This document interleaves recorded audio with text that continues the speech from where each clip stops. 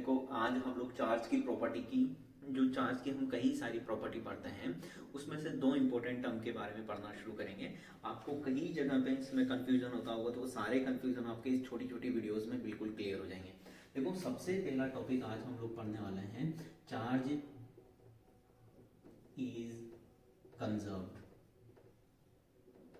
ठीक है, चार्ज जो है वो कंजर्व्ड है। इसका मतलब क्या है? कई बार आपने पढ़ा होगा charge is conserved, charge is conserved. तो इसका मतलब क्या होता है बच्चों कि किसी भी आइसोलेटेड सिस्टम का,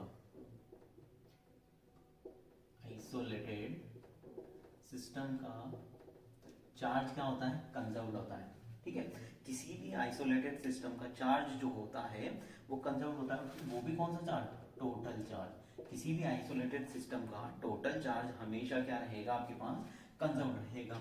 ठीक है, इसका मतलब क्या है? देखो मान लो, अब बात करते हैं क्या इंडिविजुअल चार्ज कंजर्व्ड रहेगा? नहीं। अगर मैंने आपको बोला कि टोटल पॉजिटिव चार्ज कंजर्व्ड रहेंगे तो इसका आंसर होगा नहीं। क्या टोटल नेगेटिव चार्ज कंजर्व्ड रहेंगे? नहीं। देखो दो ही तरीके के चार्ज आपने पढ़े होंगे, या तो पॉजिटिव या नेगेटिव। तो ये पूरे सिस्टम में जितने भी पॉजिटिव नेगेटिव सिचुएशन से पहले थे और सिचुएशन के बाद होंगे, ये कंजर्व्ड रहेंगे। अगली बात समझ में?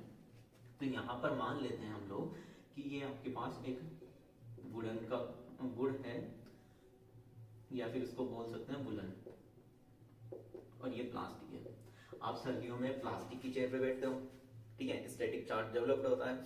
आप किसी भी चीज को टच करते हो, मेटल की सरफेस को या किसी पर्सन को टच करते हो, तो आपको एक शॉक फील होता है। ठीक है, तो वहां पर क्या होता है? देखो पूरी चीजें अच्छे से समझना। ये पूरा एक सिस्टम मान लो, ये एक आइसोलेटेड सिस्टम हो गया आपका। ठीक है बेटा, इसमें यहाँ पर 100 नंबर ऑफ इलेक्ट्रॉन है और 100 नंबर ऑफ प्रोटॉन है। यहाँ पर भी 100 नंबर ऑफ इलेक्ट्रॉन है, यहाँ पर भी 100 नंबर ऑफ प्रोटॉन है। एग्जाम्पल के लिए समझ लेना। ठीक है, अब मान लो कि वुलन से 4 इलेक्ट्रॉन निकल के जब आप वहां पर फ्रिक्शन करोगे, जब चेयर पे बैठोगे तो आपकी बॉडी फ्रिक्शन करेगी।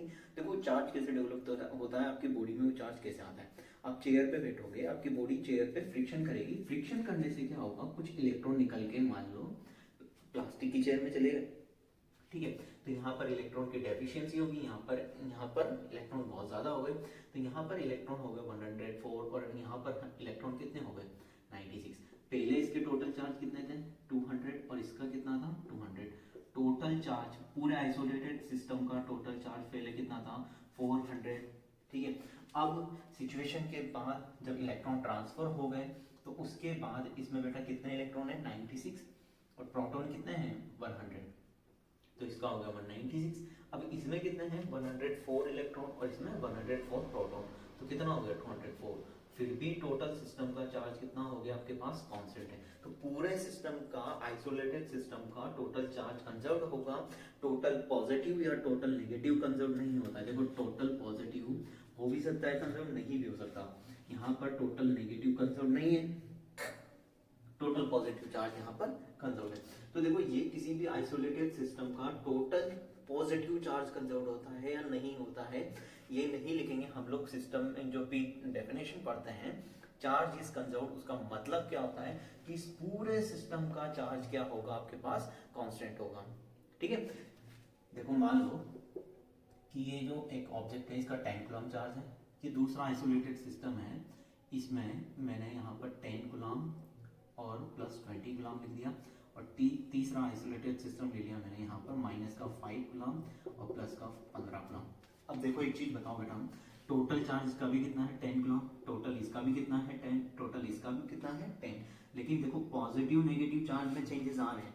पॉजिटिव स्टेबल नहीं है, कांस्टेंट नहीं है, नेगेटिव भी कांस्टेंट नहीं है, लेकिन पूरे सिस्टम का टोटल चार्ज क्या है? कंजर्व्ड। इसी सिचुएशन को बोला जाता है चार्ज इज कंजर्व्ड। और दूसरी सिचुएशन के बारे में हम लोग बात करने वाला है, charge is additive in nature.